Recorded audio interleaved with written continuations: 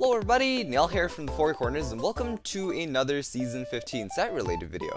We're here to talk about the minifigures of the Season 15 sets. And in Seabound's case, it's a very interesting story for sure.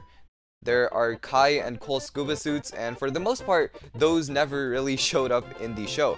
But I'm pretty happy that LEGO made them for the sets, since when Zane didn't go into Prime Empire for Season 12, people were still pretty upset that we never got a minifigure for that. So the fact that we did get these minifigures, even though they never popped up in the show, is a pretty good thing.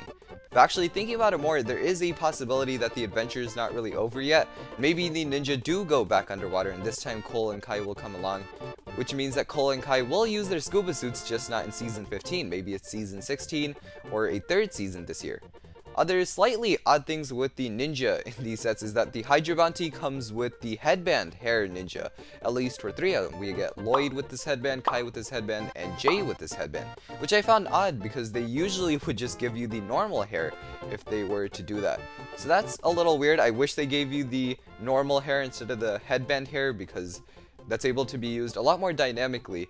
And if the show actually came after the sets, I feel like a lot of us would have thought that the ninja went straight from the island into the sea, since they had the same headbands. That might have been a little misleading as a story plot. Let's come to the main minifigure that we're here to talk about. It is NRG Nia, and it's confirmed to be called NRG Nia because that's what it says on the boxes. And it's interesting because all the ninja's true potential forms are said to be their NRG form. And the fact that LEGO refers to this form of Nia as their NRG form kind of tells us that this is kind of her true potential, just more powerful.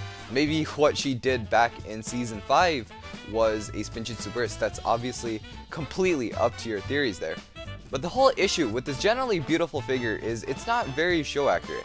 So I'm gonna let the fact that Nia in the show was completely blue and transparent, and this has dark blue and some transparency, slide, because I don't really know how flexible LEGO is with those kind of designs. I don't know how they do a transparent torso and all.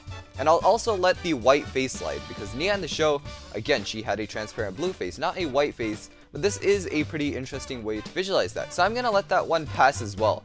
The parts where it really starts to get odd is where she has this light blue half mask, right?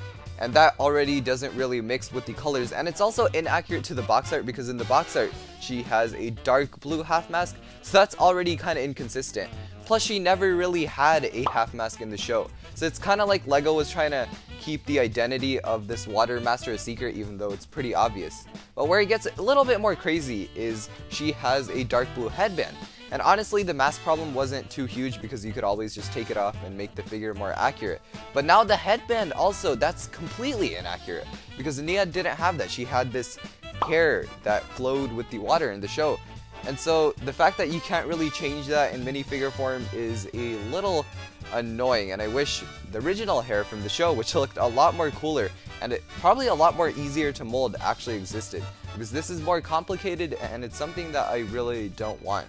So yeah, that's the main issue. And the thing is, the Nia headband and hair combo isn't necessarily the best, so honestly, it's just better if LEGO scrapped this whole headband thing for Nia and her golden figure and just went for the normal hair, or the hair in transparent blue. That would have been so much cooler to see. I have no clue why they did this in the box art and in the sets. It's definitely not keeping her identity a secret. However, that is all for this video, looking at the generally really beautiful Season 15 minifigures and the beautiful but still show inaccurate Nia minifigure. I really hope this isn't our last Nia minifigure, because that's a bit sad if her last minifigure was very inaccurate. And I really can't wait to get this minifigure in hand, because it's still a really cool thing to get. Thank you for watching, and as usual, I'll see you in the next one. Bye!